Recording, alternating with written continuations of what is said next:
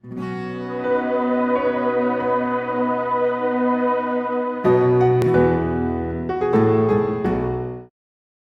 we have a question from this mic here? Sure. I just first like to say thank you for coming here. And my name is Puya.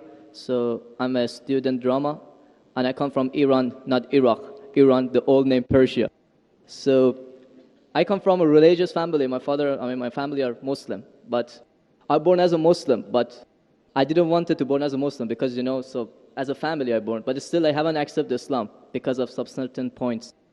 My main question was about the time, like ancient time, back to the 1,000 years ago, when the time the Islam come to my country and we became a Muslim.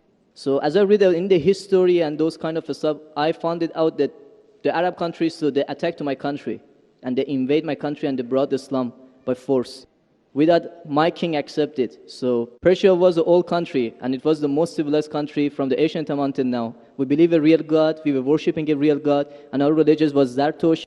So he was a prophet also. So we believe in good deeds, good thought, good words.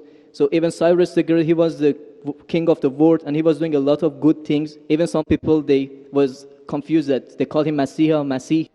He was doing many good things, but he was never said, I'm a prophet, I'm a God.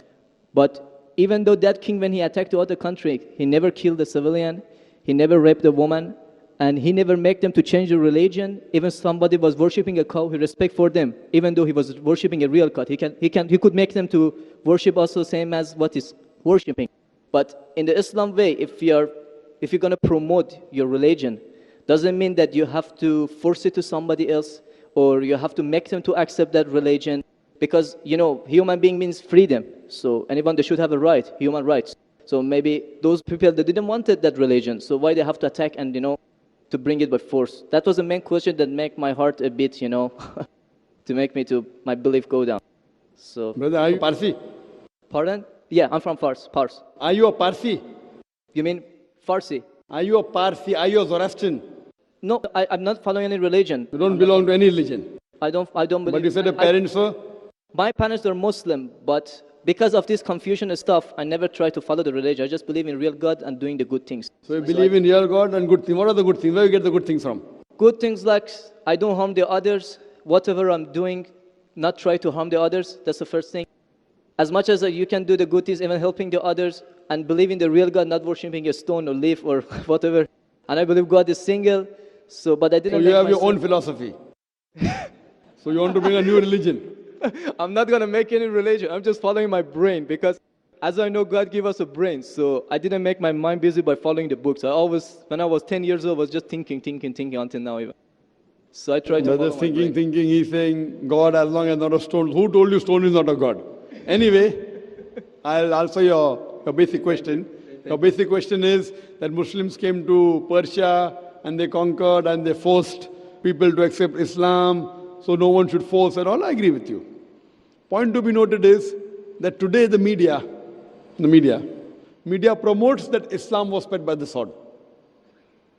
I am aware that there are certain black sheep in the Muslim community and there are certain Muslim rulers who did wrong things. But as a whole, Islam was never spread by the sword. Islam was never spread by the sword. It's spread by sword. Sword. Sword means force. Force, yeah. Like you said, now Muslims came and conquered Persia, etc. You see everywhere it's happening. There are wars taking place. But in Islam, it's clearly mentioned in Surah Baqarah, chapter 2, verse number 256. La ikraha fid deen. There's no compulsion in religion. Truth stands out clear from error. What we see today, if we analyze, that we Muslims, we were the lord of the Arab lands for more than 1400 years.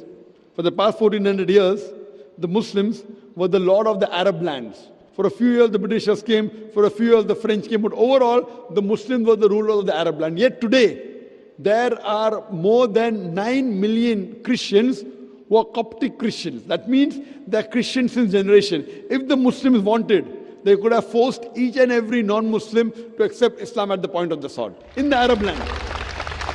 These more than 9 million Coptic Christians, they are giving Shahada. They are bearing witness that Islam was spread by the sword. We Muslims, we ruled India for more than 1,000 years. We ruled India for more than 1,000 years. If we wanted, we could have forced every non-Muslim Indian to accept Islam at the point of the sword. Today, more than 80% of the Indians are non-Muslims. These more than 80% non-Muslim Indians, they are giving shahada, they are bearing witness that Islam was spread by the sword. Which Muslim army has come to Indonesia? Indonesia today has the largest number of Muslims in any country, more than 200 million Muslims. In Malaysia, more than 55% of the citizens of Malaysia are Muslim. I am asking you, which Muslim army came to Malaysia? Your country, which Muslim army came? Which Muslim army went to the east coast of Africa? It was the business, it was the traders. When they came here, people accepted this religion. It is the media hype which talks about Islam was spread by the sword. Yes, there were a few people. There were a few black sheep of the Muslim community. Brother, you asked the question, you're listening or you're raising the hand? Okay, sure. You asked the question, you gave the background, I listened to it, and now you want to raise your hand. I have not completed my answer. Okay, sure. Continue. If you ask the question, you should think. Because if you're thinking something, I'm a doctor. If you're thinking, that means you won't hear my answer. If I ask you to repeat, you won't be able to repeat 25%. So when you listen, you should give attention. I'm a doctor. I've done psychology also. So, this is the media hype. If you read Thomas Carlyle, historian, he writes in his book, Heroes and Hero Worship. He puts number one hero prophet as Prophet Muhammad Sallallahu Alaihi Wasallam. He's a Christian. He says, if every new idea originates in one man's head, it dwells alone in the full world. It will do little good if he takes up a sword and propagates it. You have to first get your sword. He's talking about sword of intellect.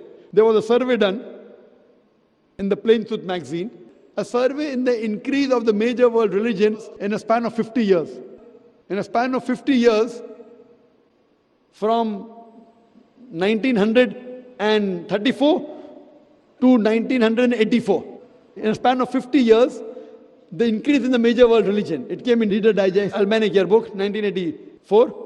Number one maximum increase in religion, it's Islam, 235%. Christianity, only 47%. I am asking you, which war took place between 1934 and 1984, which forced the non-Muslim to accept Islam? Which war? Which war? Today, leave aside the past. Today, the fastest growing religion in America is Islam. The fastest growing religion in Europe is Islam. I am asking you, who's forcing the Americans to accept Islam? Who's forcing the Europeans to accept Islam? You were not there born. Were you present in the past? Arabs came to my land and forced. Where were you present? This is history. Many things in history is false. So that's what? Okay.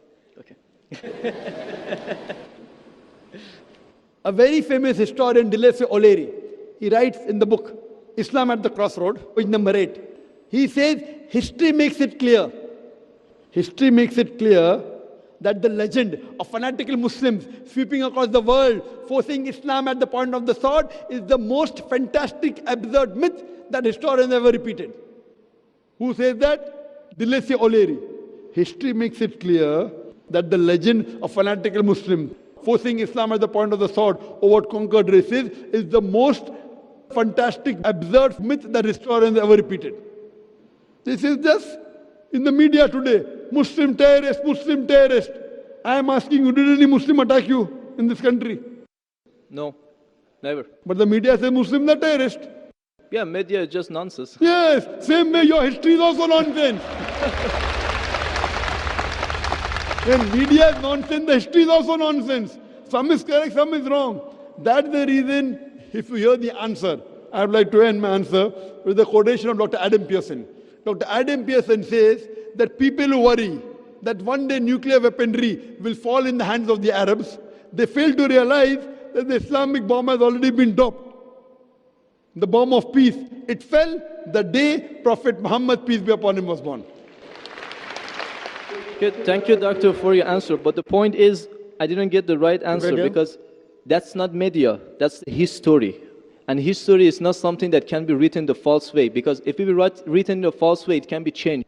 But that was the true history in all over the world and is written everywhere. Brother, did you hear my quotation of Dilese O'Leary? Can you repeat it? Repeat what? Repeat Delesio O'Leary's quotation. I said it twice, not once, twice. Most of my answer was once. I said twice. Now repeat it. Repeatedly 50%. So what's the point of repeating that word? I want to know whether it went into your head or not. No, because that's what is in my head that is a history first thing. I am asking you, can you repeat the statement, the answer which I gave earlier? If you cannot repeat, that means it's useless me repeating the answer. You're not listening to me. You're thinking something. No, I'm listening to you. You're Can saying you repeat? that is made, that is can false, you that's the repeat history. the statement of Delesio O'Leary, a very famous historian? No, I can't. I'm saying it for third time. Listen to it and go behind the queue. Delesio O'Leary says that history makes it clear the legend of fanatical Muslims forcing Islam at the point of the sword over conquered races is the most fantastic, absurd myth that historians have ever repeated. Delesio O'Leary says history has been telling falsehood, and you're saying history, I believe in history. Delesio O'Leary is saying that what history says that Muslims are forcing Islam at the point of the sword is the most fantastic myth that historians have repeated. So you have got influenced by the myth. So now think it's a myth and forget it and believe in the fact. The fact is you read the Quran, and inshallah I want you to revert to Islam. Revert back to the religion of your parents, inshallah. Okay. Okay, thank you. Thank you. In the unseen, and the unseen we only know through the Quran and the Sunnah. No person can know the unseen in its entirety except through the Quran and Sunnah. And we have Allah subhanahu wa ta'ala who has been very merciful to us to tell us what is happening in the unseen. Belief in the unseen is a very fundamental characteristic of a Muslim. And that's why at the very beginning of the Quran, in Surah Al-Baqarah, just after the opening Surah Al-Fatiha, the opening chapter, Allah subhanahu wa ta'ala describes the successful people.